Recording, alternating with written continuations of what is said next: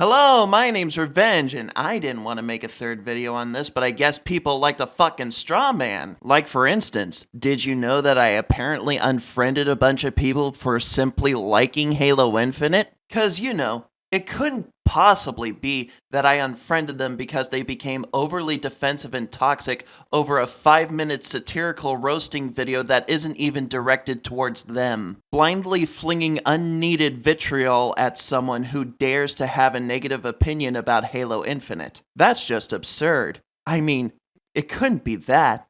It couldn't be that at all. He just unfriended them because they simply liked Halo Infinite. And some of you may say that blasting these people on my YouTube channel, albeit anonymously, may burn the bridge and any chance of reconciliation. Get fucking real, as if I'm gonna go back to a bunch of assholes that found it necessary to be toxic for the sake of simping for a company that doesn't give two shits about them. Let's make something clear here.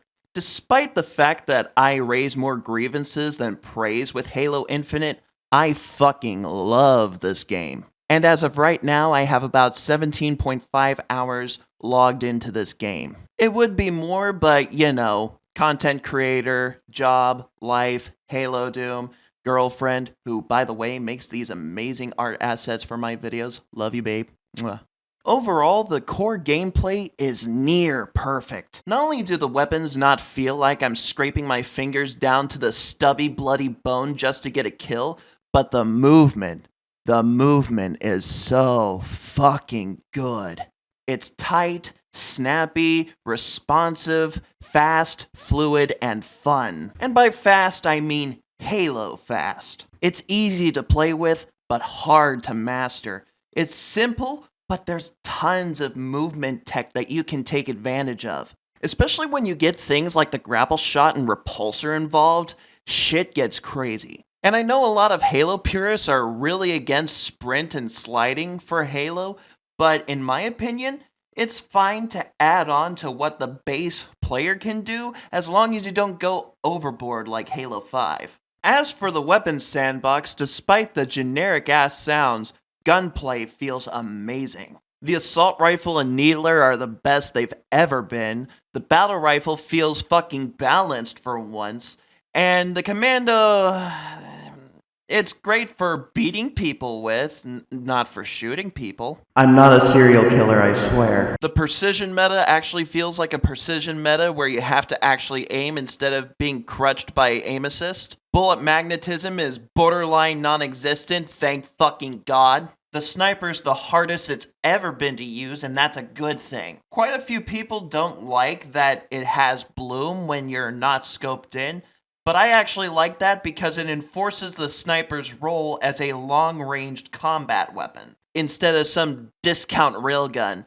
If you want a discount railgun, pick up the Skewer. Speaking of which, the Skewer is an amazing replacement for the cancer that is the Spartan laser. No longer am I plagued by hit-scan BFGs ruining my vehicle runs. This is also why I think Halo 3's multiplayer is cancer. The heat wave feels like a great evolution of the scattershot, even though the name is kinda nonsensical. The Sentinel beam is a giant fuck you laser that, while hard to control, is satisfying to kill people with. I'm not a serial killer, I swear. The Bulldog, while sorta lackluster in damage and design, is a good companion weapon to the pump action shotgun that will eventually get added into Halo Infinite. The Sidekick is the first truly good traditional pistol I have ever seen in Halo thus far. I say traditional because traditional pistols and magnum pistols are different classes in my opinion. Speaking of magnums, the Mangler revolver, I'm not the biggest fan of aesthetically. It's just a little too clean design-wise for what is essentially a brute magnum. I would have much preferred they made it the classic pistol, but that's just my own personal bias and fanboyism. Don't get me wrong though, it's really fun to use and satisfying to kill people with. I'm not a serial killer, I swear. Now, my true grievances with the weapons sandbox, in my opinion, lies in the plasma pistol and the electric archetype in general. For years, the plasma pistol carved out this little niche of being a anti-shield weapon and anti-vehicle weapon that didn't outright destroy vehicles, but incapacitated them. With the plasma pistol's EMP being completely removed from the gun, its standard projectiles doing even less shield damage than the sidekick, and overall its tracking ability completely nerfed into the ground, the plasma pistol doesn't really have a place in the sandbox. All the while, the Halo Magnum and the classic shotgun could fit in Halo Infinite's current sandbox. If there was any weapon that needed to be cut, it was the plasma pistol. As for the electric archetype of weapons, I feel like they could have done something similar to the EMP without having to neuter the plasma pistol for the umpteenth time. Like maybe instead of outright disabling vehicles, it either slows them down or messes with the controls, etc., etc. There are some good ideas in there, like the chain lightning effect and the damage over time. That's something we don't see that often in Halo games. Alternatively, we could just make the plasma pistol the CE plasma pistol and call it a day, have it EMP the shields of everyone riding a vehicle.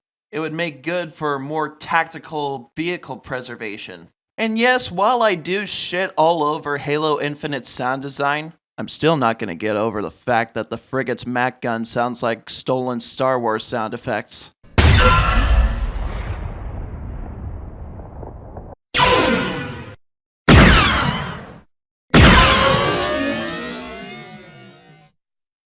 Halo Infinite's sound design, while generic as fuck for most weapons, is very crisp and clean sounding.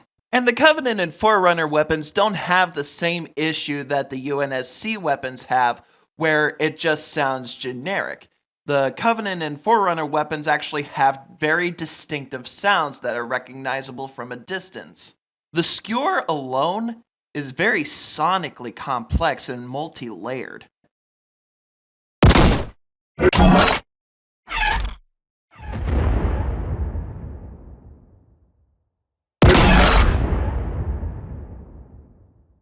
And have you guys heard the fucking chain gun? Enemy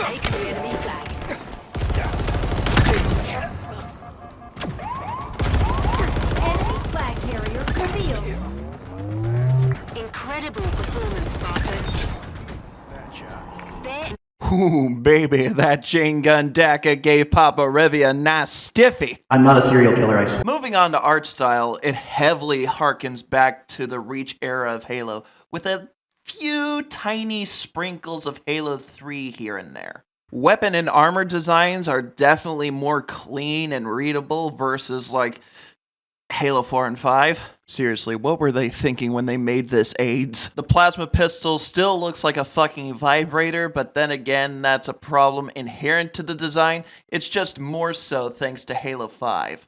The Halo Reach armor core is beautifully recreated in Halo Infinite's engine. It's very faithful to the original design and doesn't have a bunch of fucking unnecessary details that weren't there. Granted, it can be a bit all over the place, and that's mostly in the gun department, but otherwise, it's great eye candy. I honestly can't wait until they do a Halo 3 season, a Halo Combat Evolved season, maybe even a Halo 4 and 5 season. But before you dare to even do that, you better fix the progression. Overall, Halo Infinite is a very solid package, despite my complaints with it.